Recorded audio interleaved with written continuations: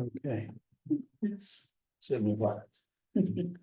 Okay, with that. I would like to call this meeting of the town board of the town of Northeast to order. It is 7 o'clock, Thursday, August 8th, 2024. I'd like to ask you to join me in the pledge of allegiance to the flag. I pledge allegiance to the flag of the United States of America, and to the republic for which it stands, one nation, under God, indivisible, with liberty and justice for all.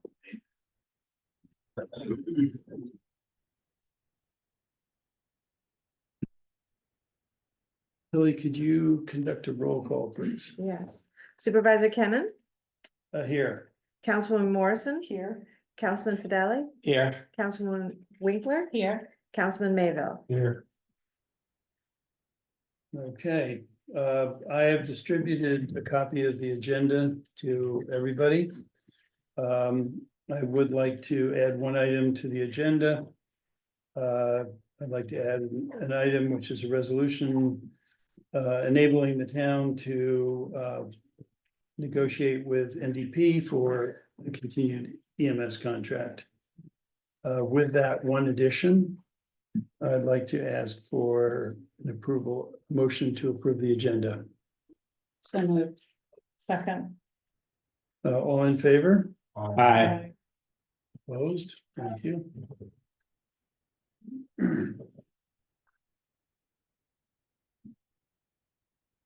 right, I was thinking maybe that was Warren, but it doesn't sound like it's Warren. It is Warren. Okay. Warren.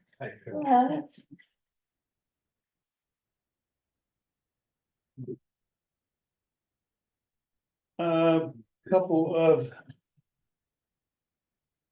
quick items. We've talked about the highway garage before. And I know that members of the staff have had a chance to go up and see the highway garage now that it is operational. And we have wanted to have an open house for members of the community to go up and see the new highway garage.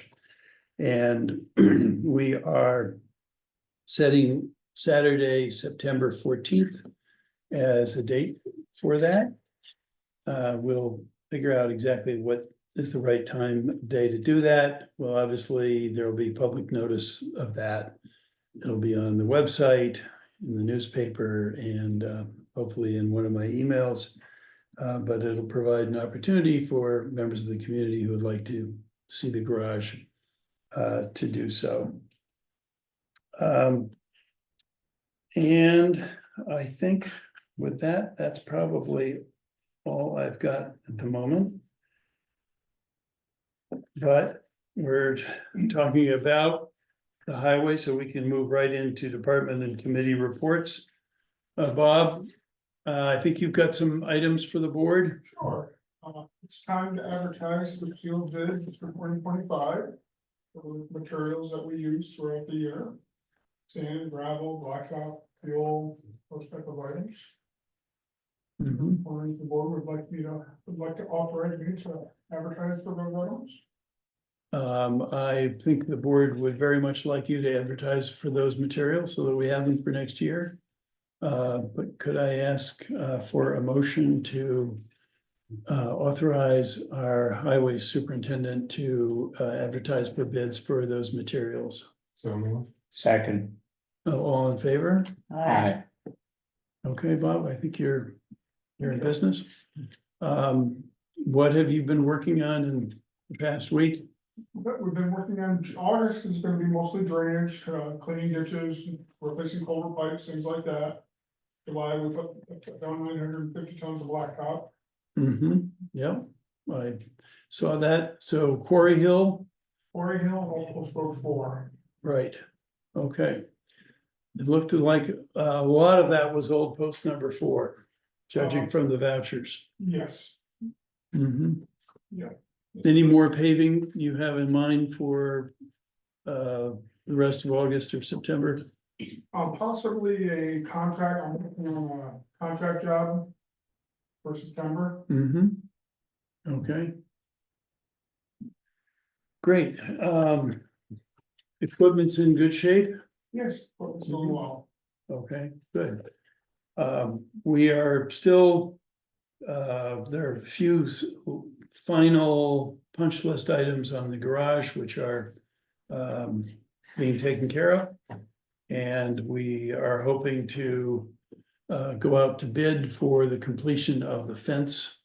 There is fencing along the front of the highway garage site, but not around the rest of it, and that'll really be the last construction item, but it is not a critical one for the operation at the moment.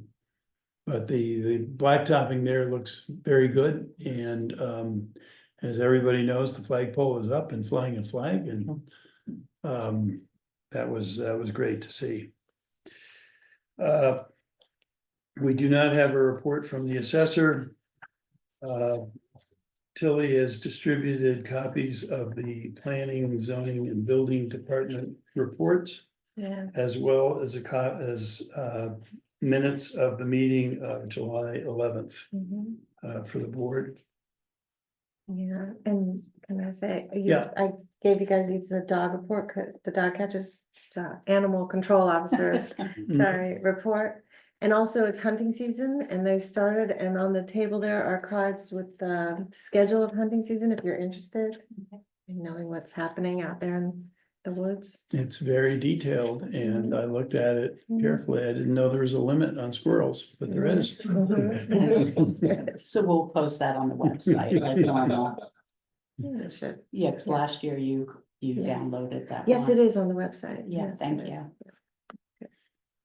Okay, town board committee activity, and I didn't list the committees, but we can go around. Ralph, I know that there was some activity with the cemetery. On committee. Monday at 11:30, we met with Martin Johnson from MCC. And we walked the cemetery and selected the next group of stones that we're gonna remediate. But of course, it all depends upon our fundraising activity. So we're looking to get anywhere from $10,000 to $15,000 this year.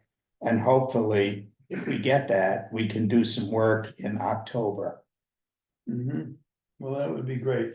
This is just to be specific for the record, this is the cemetery up on Merwin Road. And Spencer's. Spencer's Corner Mhm. Cemetery, which Mhm. is the oldest cemetery in the town and one of the oldest cemeteries in the county. Yeah, 1701 is the first stone, Mhm. it's way back. Mhm. Do we have anything from the recreation? I think We're gonna invite Crystal to come to our meeting next month, so she can give us an update on how everything went with the camp. Mhm. And give us some thoughts, what they're looking at for upcoming year, so we have some ideas when we do our budget. Mhm. Okay.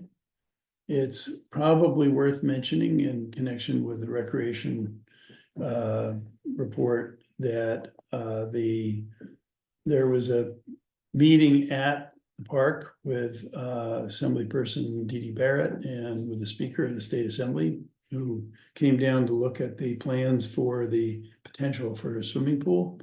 And I know that the village has applied for a New York Swims grant for a pool. And the Assembly Speaker was very excited about that and basically said that they would, if they fell a little short, he would see if they could finish it up. So it looks very promising for the pool, and it looks very promising, I think, for Eddie Collins Park. Next year should be a great year. The recreation program this was a trial year in a way. And I think they're gonna probably take some time after camp is over to plan for next year and plan for a bigger program, which is great. communications, did we, I don't know whether We we, just updated one small thing, being the photo of the garage, but we definitely will be adding more photos and. Tilly also added a tab under our communities, I believe it is, Mhm. drop down menu of a new tab that was just added called housing. So we'll migrate some of the things that were other places about housing and Hudson River Housing had a sheet on emergency housing when people are homeless or need help. We'll post that there. We'll put info from Habitat there and any other kind of things that come up. So okay, just trying to, as we get more info, just create a different, whether anyone looks at it, but at least it's there for people to refer to. And I don't know anything else, Chris, that you,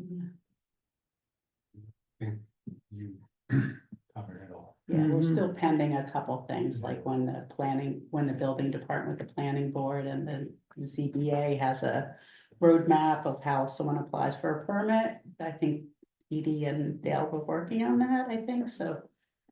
maybe which that would be a great thing for us to have on the website, would be a simple, easy to understand. If you want to build an extension on your house, where do you start? Who do you go, who do you talk to? And then who do you talk to? And then what do you do? But it's sometimes hard for people to understand that, sometimes hard for us to understand that, so it's, I think having a roadmap would be great. Since you touched on housing, we might as well might move right into the next item on the agenda. Unless there are any other committee reports that I'm not thinking of. Right, we've touched the main ones. So pro housing, we wanted to round back, we touched on this for a while, just a quick statement, the governor had signed an executive order back last July of 2023.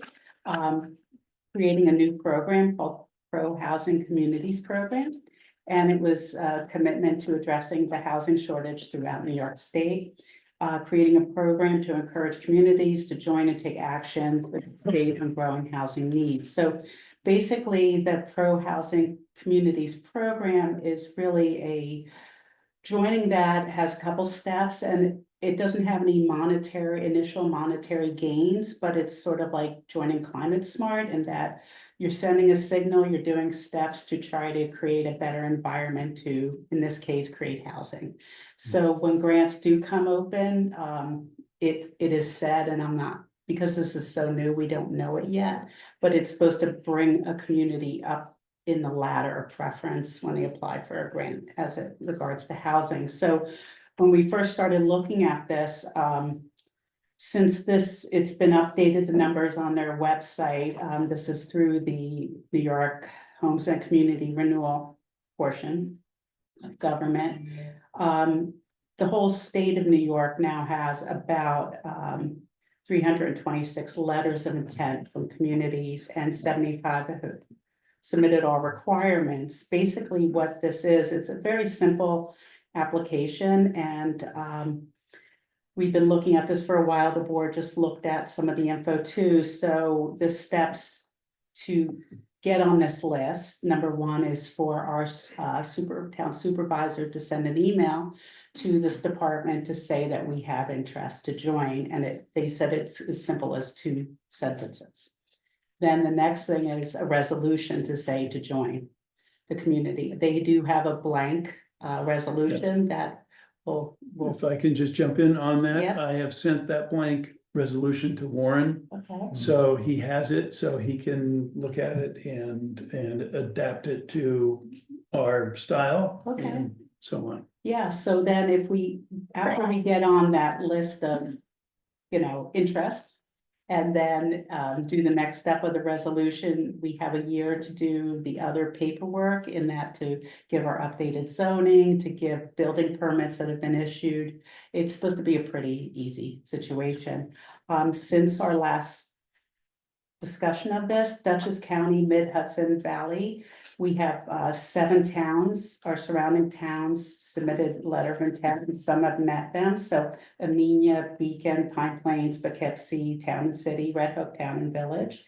And in Columbia County, our neighbors of Ancrum, Copac, Hillsdale, and some other ones around us have also done it. So This is just something I think we had talked about as being positive for us as a community to hopefully join.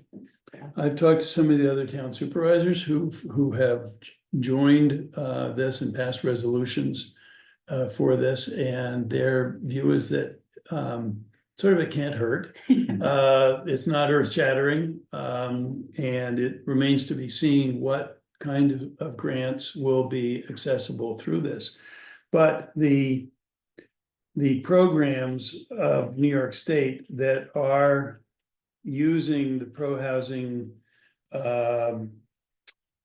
commitments of various municipalities include the Downtown Revitalization Initiative, the New York Forward Program, New York Main Street Program, the Regional Council Capital Fund, Market New York, Long Island Investment Fund, the Mid-Hudson Momentum Fund, and Public Transportation Modernization Program. Some of them don't apply to us, but some of them definitely would. So I'm hoping that we can take this up at our meeting in September and have a resolution ready for the board, and I'll try to make sure that we get that out to the board ahead of time. Along with a description of what the program commits us to do. Basically, as I understand it, we provide the state with a list of all building permits that have been issued over the past 3-5 years, something like that. This really applies to some larger towns, much more than to ours. But it is a way of them tracking the growth of housing in our community and are being open to getting grants when they're appropriate. They're particularly appropriate for if there was any kind of housing project that was going to be done in the town. And that, of course, depends to some degree on a sewer and a wastewater program, which, as you know, we are working on, which we've talked about a lot. But I think it's a really good program. I'm really glad that the governor modified what she came out with last year, which was essentially a mandatory program, which had the potential to override local zoning. And this one does not. And it was a complete switch in reverse. And I think I like that, this approach. This is much more like, as you mentioned, is much more like the Climate Smart approach. So I will make sure that, well, you've distributed, I think, to all the board, the list of the municipalities around us that are part of this. And if I get any more additional information, I will distribute, or if you get any more, Meg, we can distribute it to the rest of the board. So does this meeting offer, are we waiting to the next meeting for you to ask for okay to send an email of interest? Well, I think I'm able to send Okay. an email of interest, Okay. and it really then depends on the town board passing a resolution at the next meeting. That, if that doesn't happen, we're not interested. Can you or Chris speak Yeah. more to the next step? So we do the letter of interest, then the resolution. Mhm. But after that, like, what's the expectations? I know we're able to kind of maybe tap into some of these grant opportunities, but is there an expectation to grow housing? I don't think at this It's- point they really outlined that. It's up to us. Yeah, In terms of growing any housing. It is, they are basically putting us in line to receive additional financial support if we apply to the state for a grant for any of these housing projects, programs. And by being designated a pro-housing community, are there things through HCR that we would be eligible for that if we weren't, we wouldn't be eligible for? I believe it's a preference. Okay. yeah.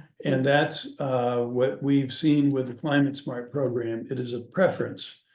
And with the Climate Smart program, we think it's probably helped us with some of the grants that we've received, but They don't really tell you that it's because you were signed up as a climate smart community that you're getting this grant. I think there are communities that have received grants that were not part of it, and I think there are communities that'll get grants for some housing related program as well that won't be signed up. But it is really giving them information about, you know, our zoning code and our building permit process and so on. It does not give the state any ability to override or tell us what to do. Yeah, so I think basically you're given preference, you're just bubbled up out of people applying for grants. To say you would go to the top of the list if you had that, so. It sounds like a great initiative. It'd be nice just to. There's a lot of stuff HCR offers as far as incentive-based development, so if that kind of. Tied hand in hand to this, it would be interesting to see where that goes. Yeah, maybe also later, if we do have a developer that comes here and or Hudson River Housing. Also, maybe that also our partnership with them, or they'll get preference for some of those other grants that are directly related to housing. That they need to apply, and well, we'd have to apply as a town, and the money would be funneled to the developer or the non-for-profit. Okay. Let me move on then to. The next item is a resolution to accept a local law permitting the. Town to override the tax levy limit for fiscal year 2025 pursuant to general municipal law. 3C. For commencement of the local law adoption process. We have passed this every year since I've been on the board, all 7 years. It is always our hope that we would like to come in under the tax cap. It has been very difficult to achieve because of the cost pressures that we have across the board. This is a requirement that we pass this, and particularly with the potential budget impact of a new contract for EMS services. I think it is very prudent for us to pass this resolution. So I've distributed the resolution, and it's the same exact resolution as you had last year and the year before. Warren, any comments on this? It's always good to do that, even if you're not going to accept tax cap, you don't know. So if you don't have the law in place, you can't do it. Right, yeah. With that, I would like to ask for a motion to adopt the resolution. Yeah. Public hearing. So moved. And it will involve setting a public hearing. For when? We need a time for the public hearing.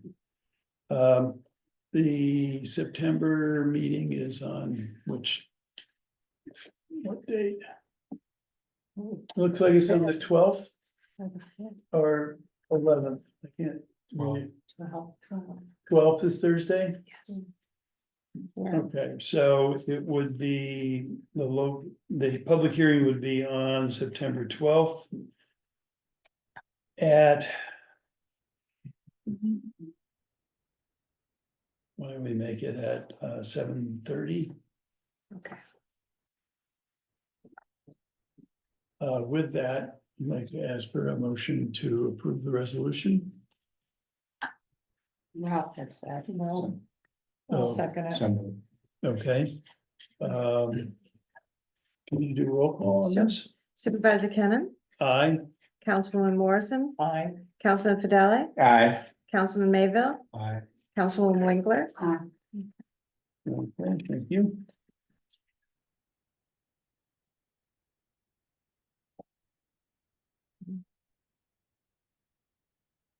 Well, I've got a little bit of good news for us.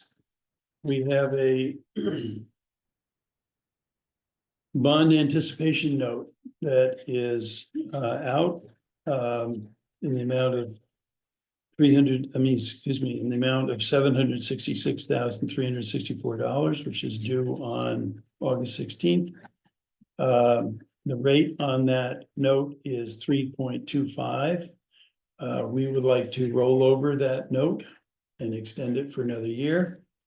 And we have reached out to 3 local banks, as we are required to do, and received proposals from each of the banks. And I'm very happy to say that we received 3 proposals back, and the lowest one is for 3.25, the exact same interest rate that we have at the moment, and it's from the Bank of Millbrook. And I would like to ask for a motion to from the board to approve entering into a bond anticipation note with the Bank of Millbrook in the amount of at the interest rate of 3.25%. So moved. Second. Roll call, Yes, please. okay. Supervisor Cannon, Aye. Councilman Fidele, Aye. Councilman Mayville, Aye. Councilwoman Morrison, Aye. Councilwoman Winkler. Aye. Okay, I think it's really good news that we're able to continue that at exactly the same interest rate. And at some point this year, we will be looking to, this bond is callable, which means we can terminate it at our discretion. And we're gonna start looking into long-term financing of the highway garage at this, as soon as it's really, 100% complete. The next item on our agenda is speed reduction on Belkey and State Line roads. We talked about this at the last meeting, and we've developed a number of different ideas and proposals for things that we're going to be able to do without breaking the bank. And in particular, I wanted to mention that Councilman Ralph Fidele has submitted a very interesting proposal, which is a very simple proposal, but it is entirely legal and it is very effective, which is, as I understand it, to have painted on the road before the intersection stop. Absolutely. And also, there are signs on both State Line and in Belkey, stop ahead. But we are permitted to also stencil onto the road, stop ahead.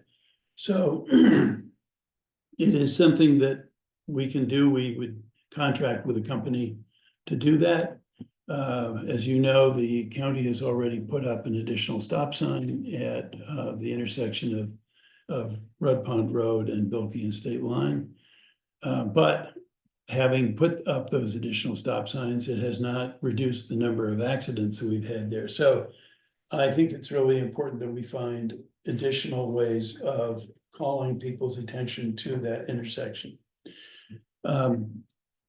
A second proposal that we've had in terms of speed reduction on those roads is the potential for striping the roads. And this is something that was also suggested to us, and it is proven where people have done it to have been incredibly successful. Because if you take a road that has no lines on it, the temptation is just to go right down the middle of the road as fast as you can.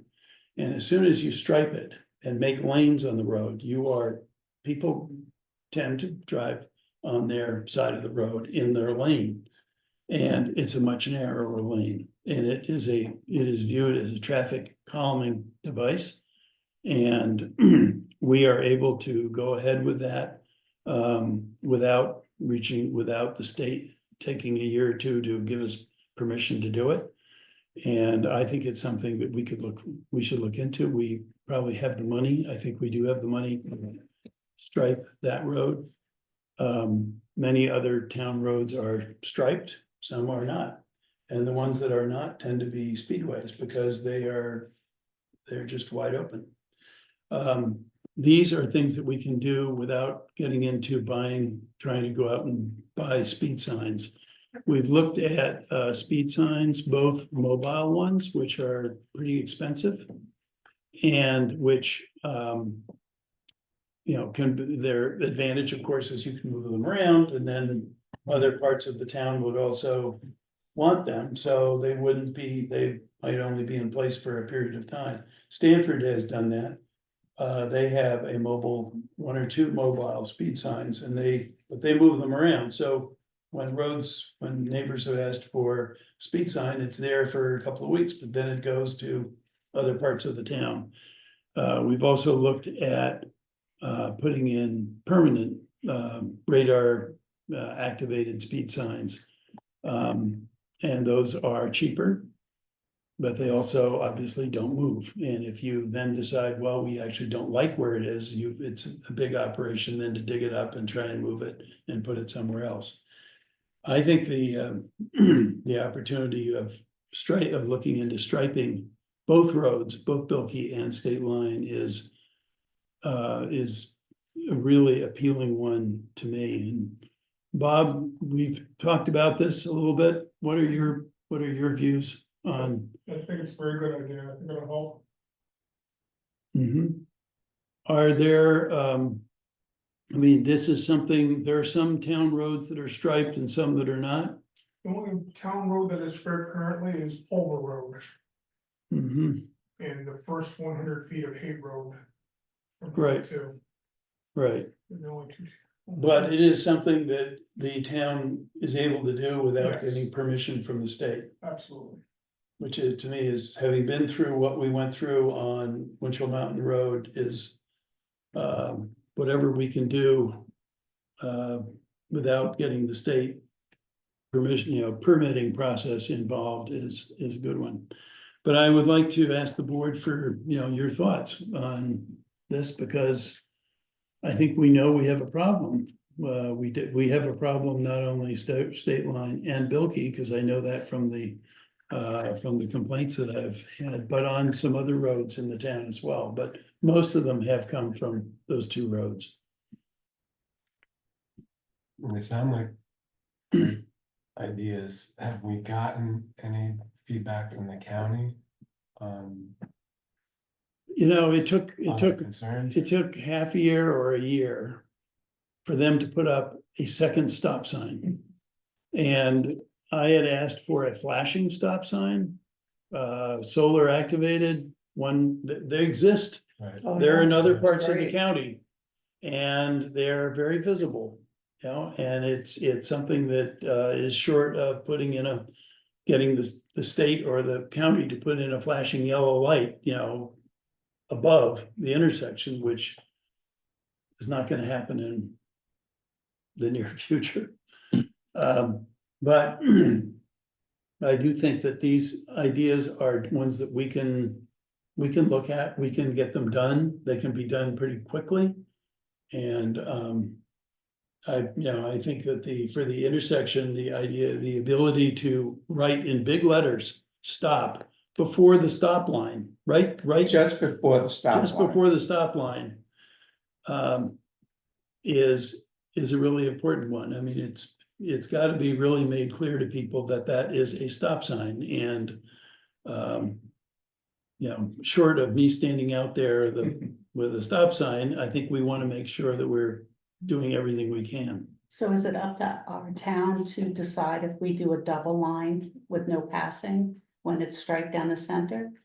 It would, Be our Uh, determination, yes, okay.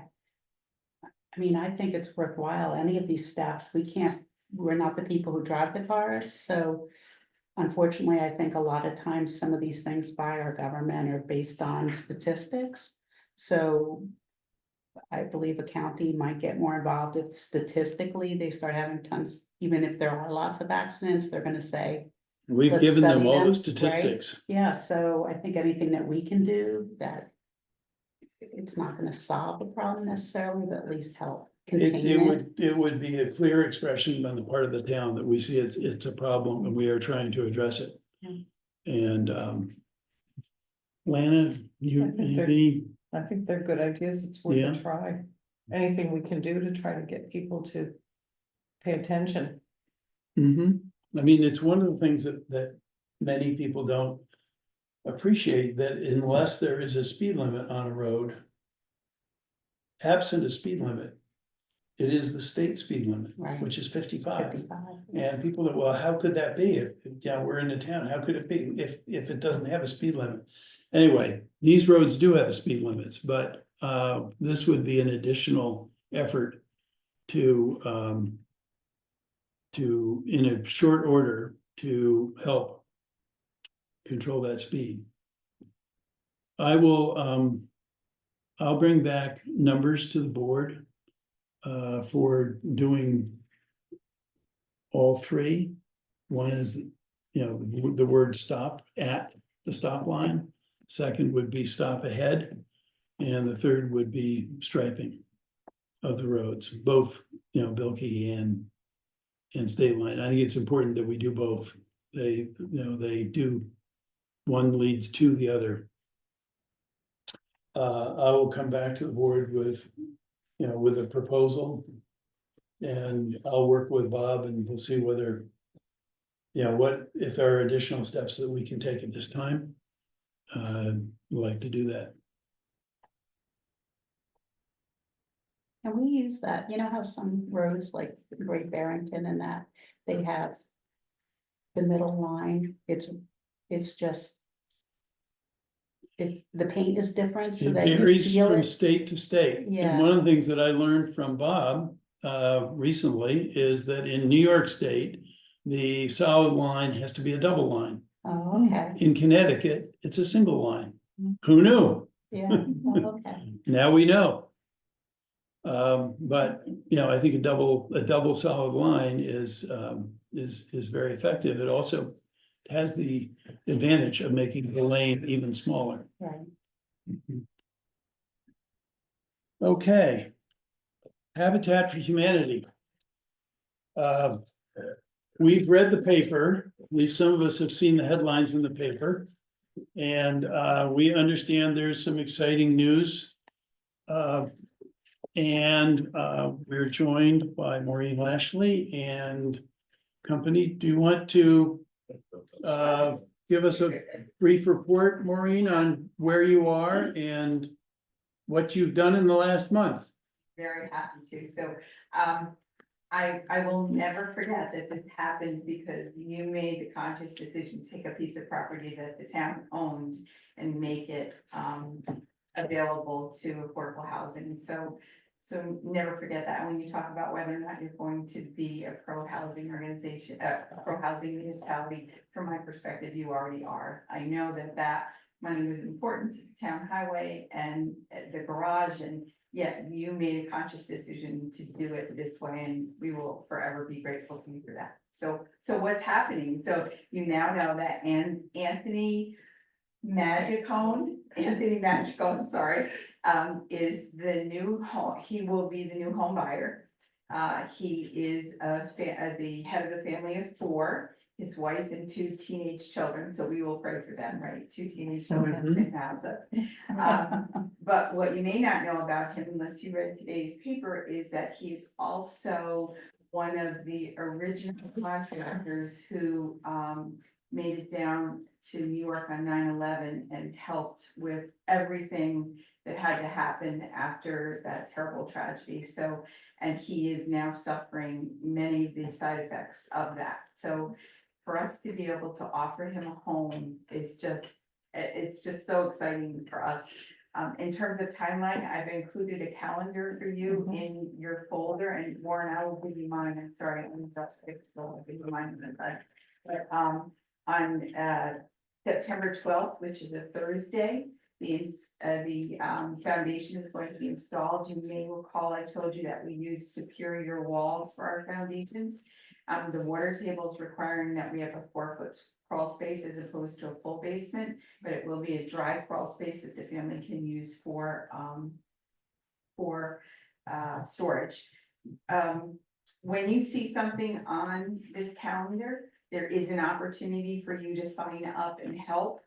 If you go to our website at habitatduchess.org and just click on volunteer, it will take you to these pages. Just sign your name. If you want a group, give us a call. We'll make sure we set aside enough slots for that day for you to come. The first time that we're going to need volunteer, that first foundation install, to be honest with you, that's largely done by Superior, but it's fun. It's fun to watch. The Freedom Crane will come in and they will drop those 4 boxes and they'll put them together and you think, how the heck did this happen so fast? But it does. It's pretty amazing. And then the following week, we will float the floor, on the bottom of that. And that another thing that's fun to watch, but probably doesn't need a tremendous amount of volunteer support, but when we put that sill plate on, that's when we really start to need volunteers. So if you don't know, a sill plate is just a very large, thick piece of wood that goes around the top that seals that whole foundation together. And is the basis for the house. So it's also the beginning of the insulation process. So you start sealing any air leaks at that point. So 3 big things happening. I'm sorry, forgot to say, the most important thing. So Jess is our development director. I don't know if you've met her before. And Peter is a very long time volunteer who's been responsible for getting the Knights of Columbus on a lot of job sites to help us with this work. So they came tonight because they heard this was an exciting meeting. We are actually having the groundbreaking, which is our habitat, welcome to the neighborhood. And that is going to be happening at 4 o'clock on the 4th. We will On be the 4th of, I'm sorry, September. I should have said that before I talked Okay. about the foundation install. Chris, we're going to be asking you if you can possibly come and say a few words, but if not, we'd ask someone from the town to be able to come.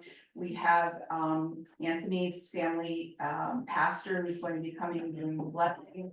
We have a few surprises that you won't know about until you get there, but it's going to be exciting and we're really looking forward to it. I will look forward to being there. Good, thank you so much, Chris, we appreciate that. And then if you go over to October, that's when things really start happening, and I won't read every little thing. But there's opportunity on almost every day in October for you to volunteer, including some Saturdays, if these days are not good for you.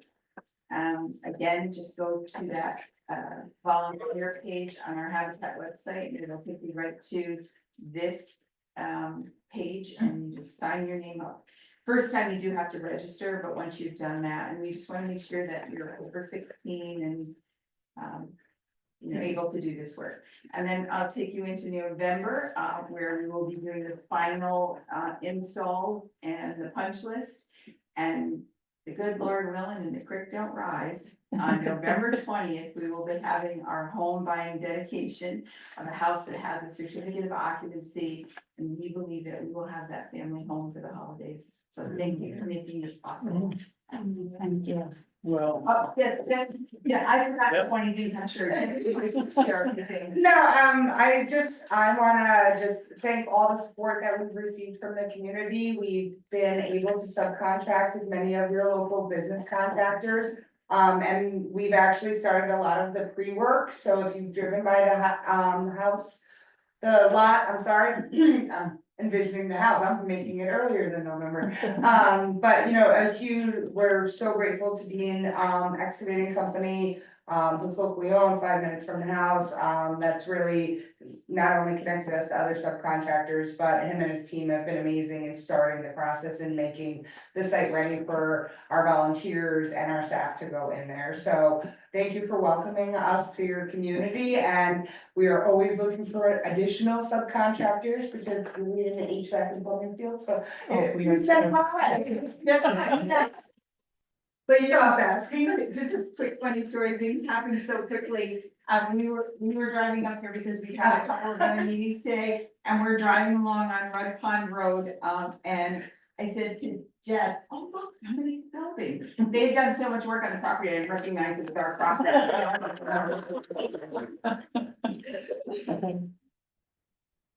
Anyone have any questions? We're certainly happy to answer any that you might have. Meg has just been amazing in keeping us going into the community, so we're very grateful for that. Tilly and I went to the volunteer sign up. Unfortunately, we were the only two, but we learned a lot of info. We have a lot of info to post. The team. And we told you you're the co-build captains now. I'll help with the sill plate. And we got cards, you know, some of the outreach, obvious things are, you know, as mentioned, it's Peter, right? He's part of Knights of Columbus. We don't have that here, but we can approach the American Legion, our volunteer fire department, and some other organizations to maybe help sign up for some group days. And then if people think of other groups, Pam gave us lots of cards and we'll be able to pass those out. Because the website, you know, it's really the one on here, Mhm. and then you just sign up right on there, so. So, and then we'll post some of this info. Yeah, then I will try and put this into a town supervisor email. I'm sure there's one coming out very soon, so we can put, you know, the call for volunteers and some information about the project. I think it's wonderful that we have a new resident or a family that is about to move in. And the story of that family is a very compelling story. So I think this is really, it's very exciting for us. The challenge of housing affordability at all levels here is a great one. And I know that there are people who want to see, you know, huge progress with many units. But I think this is a very important one. It is important symbolically. And it is important in reality. It's a real house that is going to be built. And it tells a story and it has a message which I think will resonate in the community. So I'm very happy about it, very excited about it. Thank you. Thank you very much. Thank you. Have a good meeting. Yeah, good evening. Thank you for coming out. Okay. Good night. And the paper's here, right? So you'll help us advertise? Yeah. Okay, yeah, thank you. Here, okay. Gonna go to that. The last item is the one I added to the agenda. As we move forward in our discussion with NDP paramedics regarding a contract for next year. The three towns of Dover, Amenia, and Northeast have agreed to move forward as we were up till now. And to negotiate together for continued contract for EMS services. To start that process, I need a resolution from the town board approving me to engage in that conversation. And the other two towns have approved similar resolutions so that we can negotiate together. So that's what I need to, So moved. yeah, Second. yeah.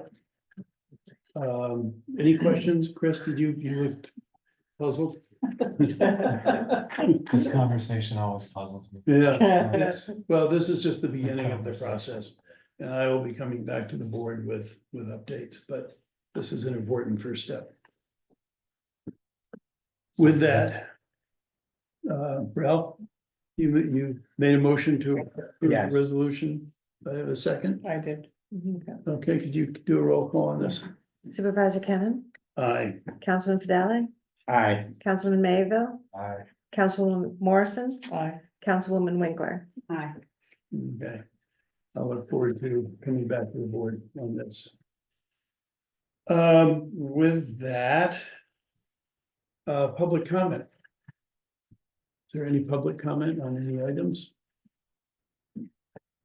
Rochelle Berger-Cole. Yes, go ahead. I live on State Line Road with my husband Jim.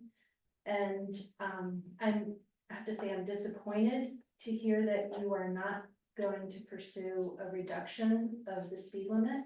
It sounds like from your comments. We were led to believe that that was something you were willing to engage in. And that we are not going to get an electronic speed indicator. That's what it's called.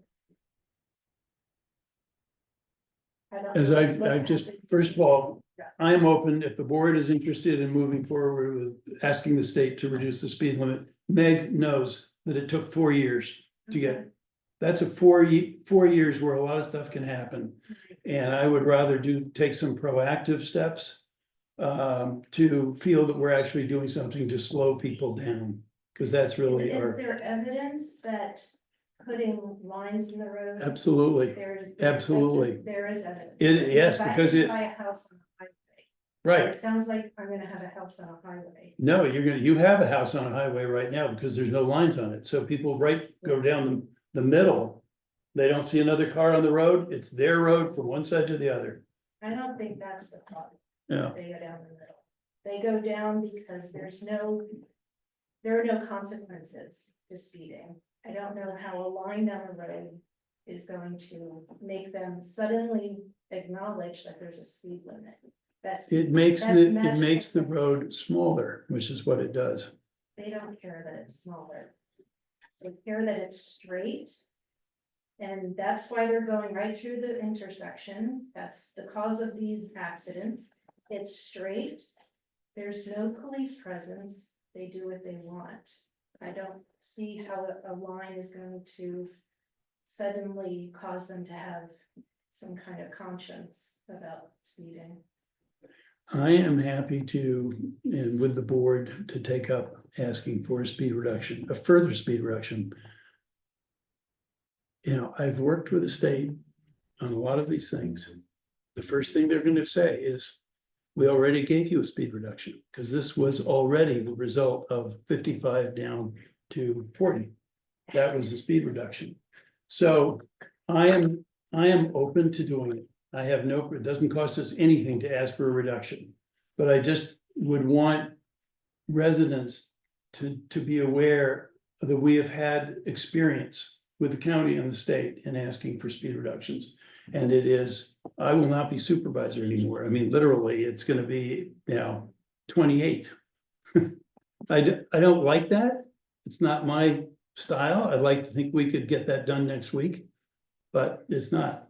Yeah, I just want to convey my personal opinion in that this isn't an all or nothing solution. This is steps to try to change people's behavior. We can't, like I said, we are not driving the car. We are not responsible for their actions. But anything to wake someone up to say, yes, there's actually a line. There's actually, because you also brought up about people walking, about people doing these things. If you know there's a berm or a shoulder, you went to driving school, hopefully, to your point, yes, people don't follow traffic laws, but this is all we can do for like an immediate thing.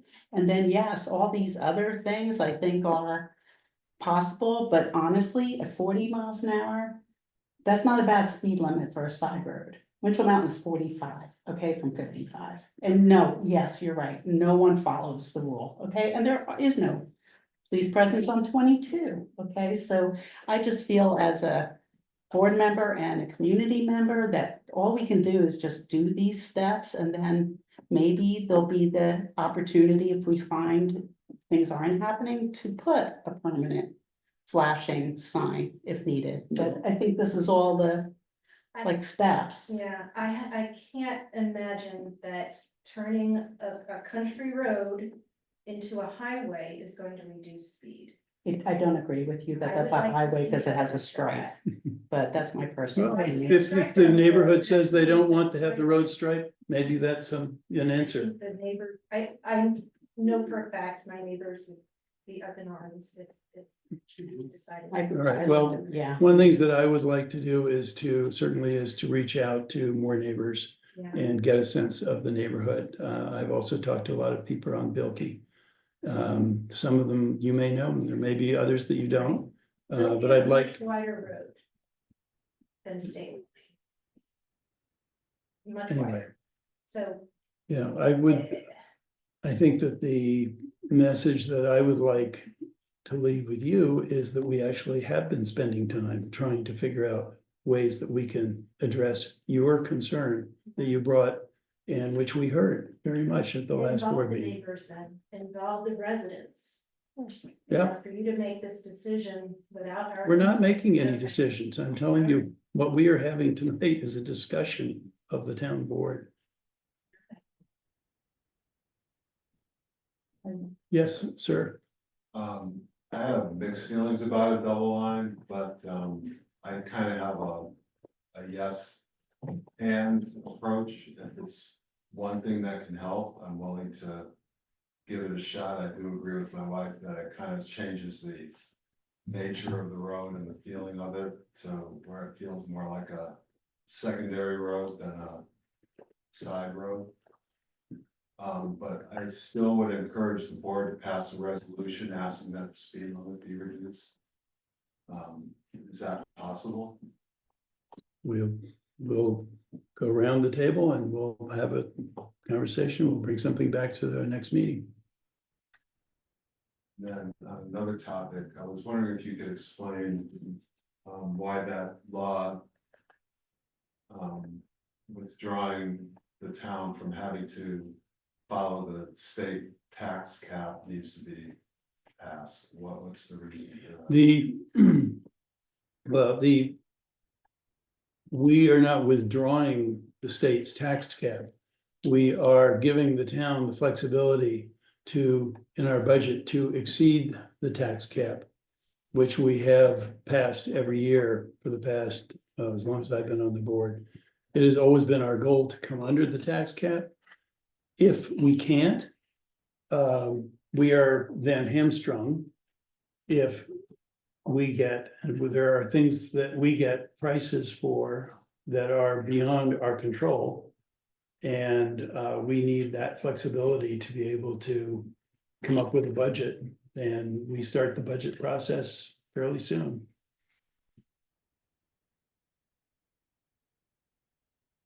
Rich? Yeah, going back to Bilkey, as I live on a 2 near the top of the hill, a couple of concerns there. I'm in favor of striping. It may change.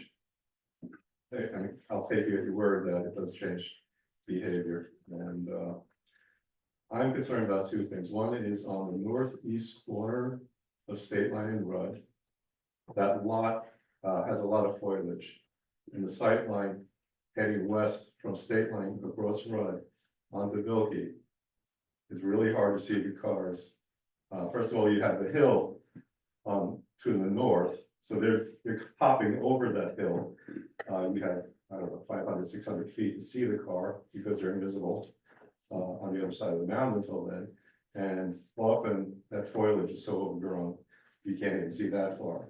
So if you do make your stop and then pull out, sometimes you don't see that the car with the right of way is barreling down. And the other thing is there are dips on Bilkey where when I ride my bike, chugging up the hill very slowly and weaving as I have to get up that hill. There are dips where the car coming down won't see me until we both crest. There's lumps. So I'm concerned that if people are channeled into a lane, and I'm right there, and they might pop over, and I think people do kind of drift toward the center. And I'm a little concerned that in that area, if it's striped, there's a lot of walkers, joggers, and bikes near the sides. So we're going over that mound just north of Stone Avenue or whatever. Maybe don't stripe all the way down. I don't know, but Yeah. I'm concerned about. Well, I think the pedestrian traffic. I think what I'm hearing is that we should get as much information as we can as to what will be actually effective, because I certainly don't want to stripe roads for no reason. Don't want to spend the money, and if it does nothing, we have better things that we can be doing. The roads are a little bit different, but many people who are driving down State Line continue on Bilkey and vice versa. So they are viewed as, unfortunately, and it's one of the reasons that we have the problem with the intersection, as one road sometimes. But I think the bicycling on any of these roads is, this is when we had a lot of conversation as we did the pedestrian and bicycling plan for the town. Best place is the rail trail. And we have a lot of roads which are, you know, Red Pond Road, Yeah, well, yeah. 55 miles an hour, and we have a lot of people out there on bicycles. That, and I ride my bicycle, that is terrifying. So I don't know whether we can do anything about the dips in Bilkey. Next time I drive it, I will try to pay attention to those. But you mentioned something that I do want to talk about, which is, and something that I'm very happy about, is I've been working with our highway superintendent to increase the sight lines at intersections, particularly where there's overgrowth that you can't see around. For instance, at the corner of Bilkey and 22, if you look south, that was very overgrown. And Bob has gotten that cut, and there's a curve. So people coming around that curve, it's 55 miles an hour as you're trying to pull out of Bilkey onto Route 22. That was a problem, and the sight line is now much better. We can't remove acres and acres of vegetation because we're on people's property, which we do not have permission to do. But where we have the ability to increase the sight line, we also did that at the intersection of Bilkey and the rail trail. We've dramatically increased the sight line. So when you're coming up the rail trail, you can actually see what's on the road before you get there. I've noticed that difference, yeah. Good. Anyway, that was, one of the little small steps that we've been trying to take that we can do to increase safety. And there are a lot of other parts in the town where, sightline issues are really important. Thank you. Any other public comment? Okay, Warren, I think with that, you are free to go. Yes, and I should have said, I am gonna ask the board to stay for a brief executive session at the end of the meeting to discuss potential litigation. I don't need you for it. What else was, I have sent you, first of all, a copy of the pro-housing resolution. You have that. And I've also sent you an email I got from Senator Gillibrand's office about the grant. Yeah, I haven't seen the email. No, you were on your way I here. saw the list. And I've left you the list on your Yeah, spot that's there. great. The writing is pretty tiny, but Yeah. I'll leave that to you to figure it out, That's good. but it's there. Okay, thank you, Warren. Appreciate it. Bye all. Yeah. And I'll see you enjoy the rest of the summer. Yes, you too. All right. Now we get into the really exciting stuff.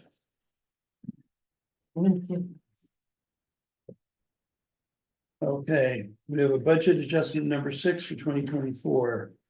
For A fund, an expense increase of $7,932, less an expense decrease of $1,000, less a revenue increase of $6,932 for a net of $0. Could I ask for a motion to approve budget adjustment number 6? Second. All in favor? Aye. Thank you.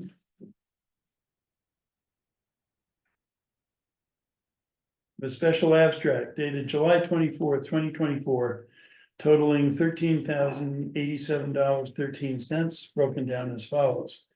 A fund, $3,403.03.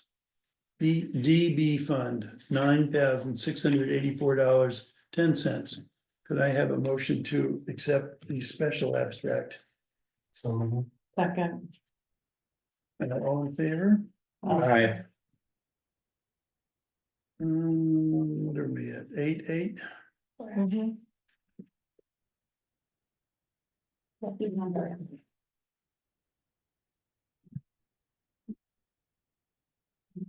I have an abstract dated August. Ooh, I found a typo. An abstract dated August 8, 2024, totaling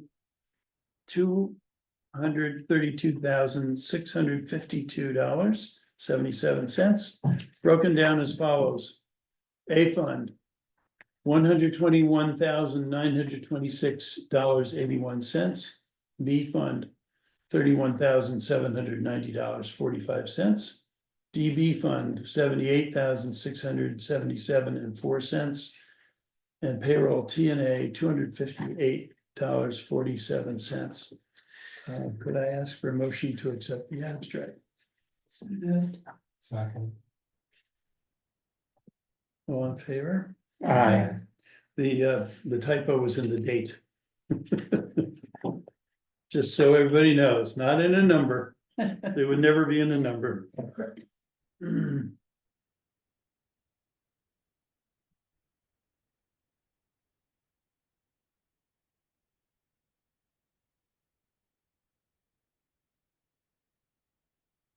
The voucher committee for September would be Meg Winkler and Ralph Fideli. And Tilly has distributed minutes of the meeting of July 11th, 2024. There any corrections or amendments to the minutes? Otherwise, I'd like to ask for a motion to approve them. Approved, so moved. Second. All in favor? Aye. I just want to say that Tilly, that your minutes have been great because there's never any corrections of Well, them. there's a few, Meg's good, Meg's good, she catches things. Thank you. Yeah. My email back. More yellow highlights. Yeah. but It takes a team, but thank you. Okay. With that, I'm going to ask for a motion to go into executive session for the purpose of discussing potential litigation. So I will excuse everybody who's here. Colleen, I will get back to you about the highway garage, though, because I have not, just because I didn't answer your email, doesn't mean I've forgotten about it. No, it's totally fine, thank you. Okay, and maybe we can do something around the September 14th, Yeah, that'd be the great. public, Yeah. yeah, Thank that'd you. be great. Thank Thank you for you. coming out. Of course. And anytime you have questions, don't hesitate to call me or email me. Okay, thank you. And who's? Who's voting? The motion, Yeah, so I'm, as soon as Bob has left. but I'll leave too, Yes, I just need the names of who's. yeah, as soon as we Oh. do the motion to go into executive session. But that's what we're doing now. What? Did we do that? I don't think I've. I don't So think moved. okay, so moved. Is there a second? Move along. Is there a second? Second. Okay, all in favor. And with that now, Tilly will excuse you. I will turn off this thing. That's it. Keep the notes. Are there, oh, yeah.